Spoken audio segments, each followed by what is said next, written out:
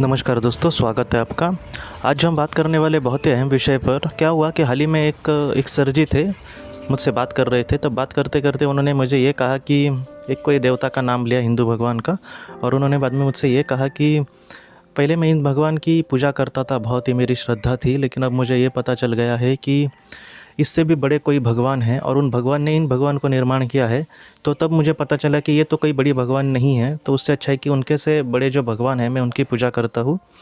इस बात से मुझे कुछ उनको बोलना चाहिए था, या फिर मैं चाहता था कि कुछ बोलना, लेकिन कभी कभी ऐसे लोगों के सामने अगर हम कुछ बोले तो वो उल्टा हमें ही कुछ बना कहने की कोशिश करते हैं कि ऐसे होता है वैसे होता है। तो सोचा जाने दो, उनसे आर्ग्यूमेंट करने से अच्छा है कि इस विषय में मुझे क्या लगता है मैं वो आपसे बात करना चाहता हूँ। हाँ, पुराणों में अगर हम देखे जाए तो ऐसे लिखी है चीज़ें कि इन भगवान ने वो ऐसे प्रकट हुए, उन भगवान को इसने प्रकट किया। ब्रह्मा देव जी ने विष्णु भगवान ने ब्रह्मा जी को प्रकट किया वगैरह। ऐसी जो चीज़ें हैं, वो ऐसी जो बातें हैं वो लिखी है पुराणों में। तो उस हिसाब से मुझे क्या कहना है आपसे, या फिर मैं जी इन सारी चीज़ों को किस तरह से देखता हूँ, वो सारी बातें आपको कहने की कोशिश कर रहा हूँ। ये सारे जो विचार है वो मेरे पर्सनल विचार है, यही सच है। मैं जो बोल रहा हूँ ऐसा ज़रा भी नहीं है। इसमें से आपको जो ठीक लगे आप ले सकते हैं, जो ना ठीक लगे आप वो अवॉइड कर सकते हैं। लेकिन बात मैं आपको सच कहूँ तो लोग कितना भी कहे, मैं कितना भी कहूँ, आपके भी अपने लोग कितना भी कहे, आपके जो पहचान के है वो कितना भी कहे, लेकिन उससे हमें क्या लगता है या फिर मैं किस बात को एक्सेप्ट करता हूँ, वो मुझे लगता है कि हर एक इंसान पर उसकी सोच पर निर्भर है। तो उस तरह से हम ले सकते हैं। लेकिन इस सारे विषय में और जितना मुझे अब तक नॉलेज मिला है आत्मलोक के बारे में, आत्मा के बारे में, इंसान के जीवन के बारे में, मैं उस हिसाब से आपको कहने की कोशिश कर रहा हूँ। देखिए, ये भगवान बड़ा है कि वो भगवान बड़ा है। कोई भगवान के हम कुछ लोग होते हैं कि भगवान पर अभ्यास करते हैं कि इस भगवान का जन्म कहाँ से हुआ, उन्होंने क्या किया। एक अभ्यास या फिर एक क्यूरियोसिटी या फिर एक दूसरे भगवान को दिया हुई श्रद्धा, इससे हम ये मान सकते हैं कि हाँ ये ठीक है।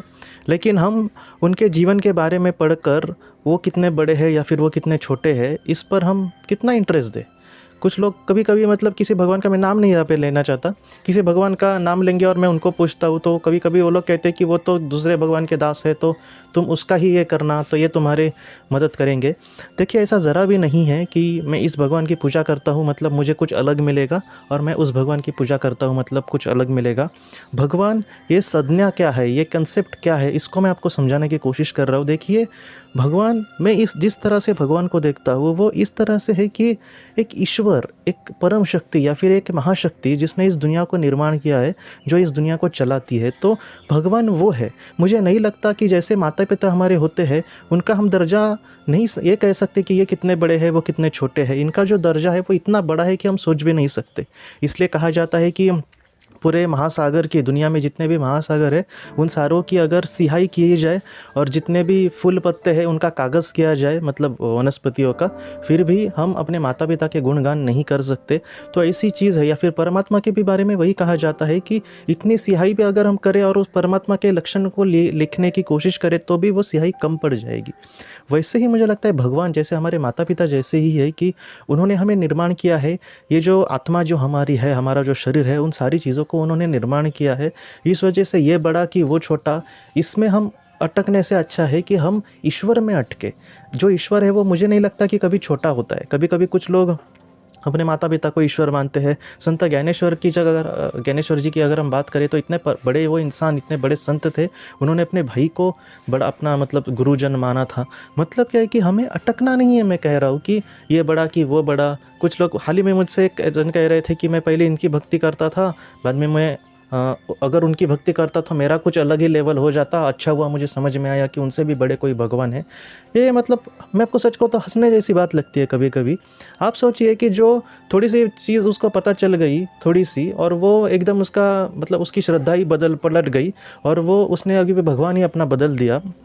ऐसे वक्त में अब जिस वो भगवान को समझो मानता है या फिर जिस भगवान की वो पूजा करता है, इनके बारे में कुछ पता चला कि ये फिर से अपनी ये अलग कर देगा भक्ति, वो किसी और भगवान को मानने लगेगा। तो ऐसे लोग होते हैं। कुछ लोग तो ऐसे होते हैं कि अलग अलग धर्म के भगवान को देखेंगे कि मैं इस धर्म के इस भगवान को पूजा किया तो उससे क्या मिलता है। कभी कभी दूसरे धर्म के वो भगवान की कुछ पूजा करते हैं और कोइंसिडेंटली उनका कुछ काम हो जाता है, तो उसके बाद वो कहते हैं कि यही सच है, वो सच नहीं है। कुछ लोग, मैंने पहले भी आपसे कहा था कि ये संत अच्छे हैं, उससे बुरे वो संत है। देखिए मैं सारे संतों को भी, जो मैं आपको सच कहूँ ना, संतों की तो बात ही छोड़िए, वो तो अलग ही लेवल के हैं, लेकिन इंसान के अंदर भी कोई कुछ बुरा भी इंसान होता है, लेकिन उसके भी अंदर कभी कभी जो अच्छाई होती है ना, मैं उस अच्छाई को भी प्रणाम करता हूँ। ऐसा नहीं है कि वो इंसान ही सब कुछ बुरा है, लेकिन उस अच्छाई को उस वक्त के लिए हम प्रणाम कर सकते हैं। ऐसा नहीं है कि वो बुरा इंसान है, उसमें एक ही कुछ अच्छा गुण है तो भी उसको हम नमन करते हैं, ऐसा नहीं है। जो बुरा है वो बुरा है, लेकिन उसमें भी जो अच्छाई है उसमें भी हमें ईश्वर को देखने की ज़रूरत है। ऐसा नहीं है कि ईश्वर कुछ अलग है, ऐसा नहीं है कि उसमें हम वर्गीकरण करते बैठे, उनमें पार्टीशन करते बैठे। ईश्वर सिर्फ एक है जिसने हमें निर्माण किया है। ईश्वर वो है जो हमसे कुछ चाहता है इस जीवन में। उस ईश्वर ने हमें ये जीवन दिया है ताकि हम अपने जीवन में आगे बढ़ सके। उस ईश्वर के कुछ दूत है। कभी कभी कुछ लोग होते हैं वो ऐसे भी क्या मतलब बेवकूफ़ी जैसी बात करते हैं कि मुझे उच्च बलि आत्मा से मतलब मास्टर से नहीं मिलना, खुद ईश्वर से ही मिलना है। अरे भाई, तू अपने अपने मतलब व्यक्तिगत दर्जा बढ़ा अपने कर्म से, कर्म ही सब कुछ है, और उसके बाद तुम्हें ईश्वर के मतलब अपने आप तुम निकट जाओगे। लेकिन ये छोटा वो बड़ा, इससे अच्छा है कि हम अपने हिसाब से जैसे ईश्वर चाहते हैं वैसे कर्म करें। मैं आपको एक बात बताता हूँ कि पृथ्वी पर जितनी भी ज़्यादा सभ्यताएं बनी, अभी ये जो फिलहाल हमारी सभ्यता चालू है, वैसी बहुत सारी सभ्यताएं बनी, मोहनजोदड़ो जैसी वगैरह, और वो बाद में नष्ट हो गई। बहुत ज़्यादा मतलब इतिहास कहता है कि बहुत सारे सभ्यता जो थी वो सूरज को मतलब सूर्य को भगवान मानते थे। अब आप सोचिए, अगर ऐसे जो लोग लाखों करोड़ों लोग इस दुनिया में ईश्वर किसको मानते थे, तो सूरज को। अगर उनके सामने आज फिलहाल क्या माना जाता है कि बिग बैंग थ्योरी हुई और उससे बहुत सारे सूरज पैदा हुए, हमारा जो सूरज है वो भी बहुत छोटा है, इससे भी लाखों गुना ज़्यादा बड़े बड़े सूरज है। अगर हम उनको ये कहते हैं कि तुम जो सूरज को मानते हो वो बस एक पदार्थ है, या फिर एक वस्तु है, एक ग्रह है, या फिर एक तारा है, बाकी वो कुछ भी नहीं है, खामखा तुम सूरज को मत मानो, तो वो क्या कहते हैं, नहीं आप कुछ भी सोच बोलिए, लेकिन मैं सूरज को मानता हूँ, इससे अच्छा है कि मेरे भाव उस चीज़ में अटके हैं, या फिर मैं उसको ही सर्वस्व मानता हूँ। जो भक्ति होती है वो इस तरह की होती है दोस्तों। भक्त कभी भी ये नहीं पूछेगा कि ये कैसा है वो कैसा है। जो गुरु अच्छा है उसका जो भक्त होगा वो भी उसको अच्छाई को ही लेगा। लेकिन आजकल ये भी सच है कि कुछ बुरे लोग अच्छाई दिखाने की कोशिश करते हैं, लोगों को अपना अंधभक्त बना देते हैं। लोगों को भी वो लगता है कि हाँ ये जो कर रहे सच है, लेकिन जो स्वार्थी इंसान है, जो खुद मांगता है किसी से, तो आप समझ जाइए कि वो अच्छा इंसान नहीं है, कहीं ना कहीं वो स्वार्थी ही है। अगर वो मतलब अपने लिए मज़े में जी रहा है और दूसरे लोग बहुत ही दुख में जी रहे हैं और इस बाबा को कुछ भी नहीं लग रहा, तो ऐसे इंसान का क्या काम। तो इस तरह से मैं आपको कहना चाहता हूँ कि ये भगवान छोटा है या फिर वो भगवान बड़ा है, इससे अच्छा ये है कि हम ईश्वर को, जैसे हमसे कर्म अभिप्रेत है या फिर ईश्वर जैसे चाहता है कि हमसे कर्म हो, तो ईश्वर कैसे चाहता है। बहुत लोग कहते हैं मुझे कि ईश्वर हमसे क्या चाहता है। आप संतों को देखिए ना, संत कितने अच्छे से काम करते हैं, वो कितने अच्छे से अपनी ज़िंदगी में मतलब एक कहते हैं ना कि असल ज़िंदगी वो जीते हैं। कभी कभी 18-20 साल के मतलब कुछ ऐसे संत होकर गए हैं जिन्होंने मतलब मुझे लगता है लाखों करोड़ों साल हो गए, फिर भी उनकी जो मतलब दिया हुआ उनका जो ज्ञान है वो कभी भी ख़त्म नहीं होगा। तो इस तरह से हमें परमेश्वर को देखना चाहिए। ईश्वर, मैं आपको सच कहूँ ना, कुछ ऐसे भी लोग हैं दुनिया में कि जो ईश्वर को भी नहीं मानते, लेकिन वो उस रास्ते पर चलते हैं जो ईश्वर हमसे चाहता है। तो ऐसे हमें चलने की कोशिश करनी होगी।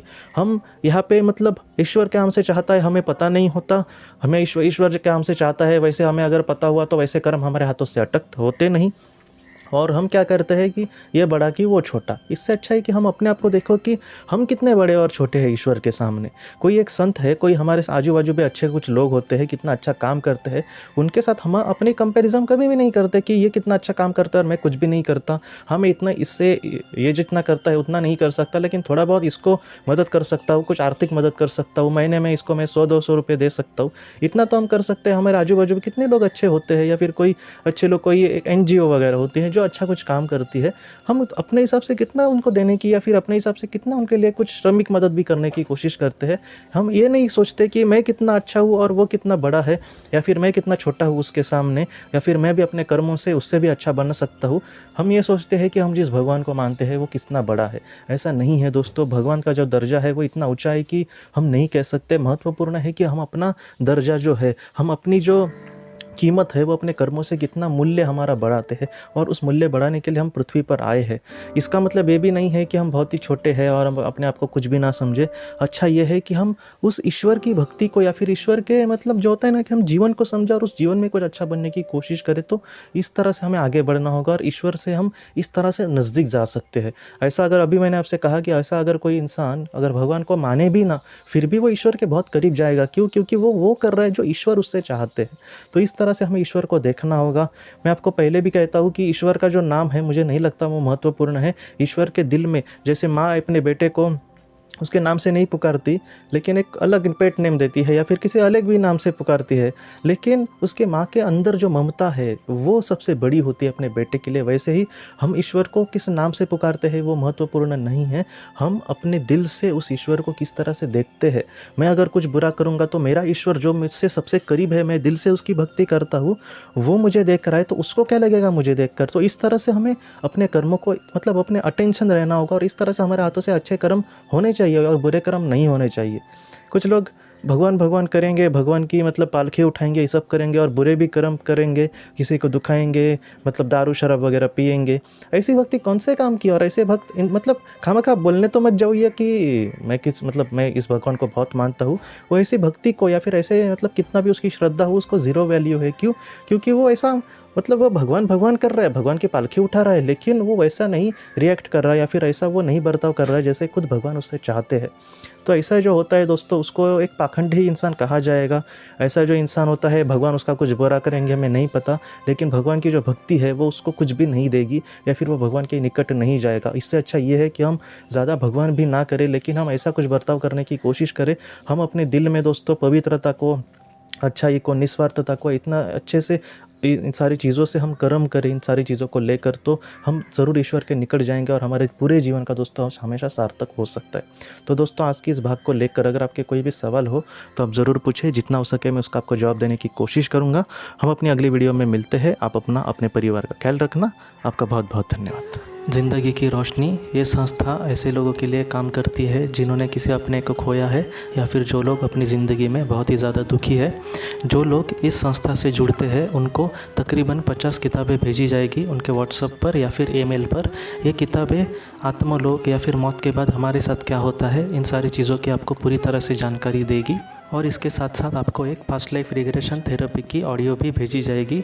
इस ऑडियो की मदद से आप घर बैठे अपनी पास्ट लाइफ रिग्रेशन करने की कोशिश कर सकते हो। बहुत लोग पास्ट लाइफ रिग्रेशन थेरेपिस्ट के पास किसी कारण के वश नहीं जा सकते, तो ऐसे लोगों के लिए मदद के लिए ये ऑडियो तैयार की गई है। तो आप ज़रूर इस संस्था से जुड़े। इस संस्था से जुड़ने के लिए सामने जो व्हाट्सएप का नंबर दिया है आप कृपया उस पर संपर्क करें। आपका बहुत बहुत शुक्रिया।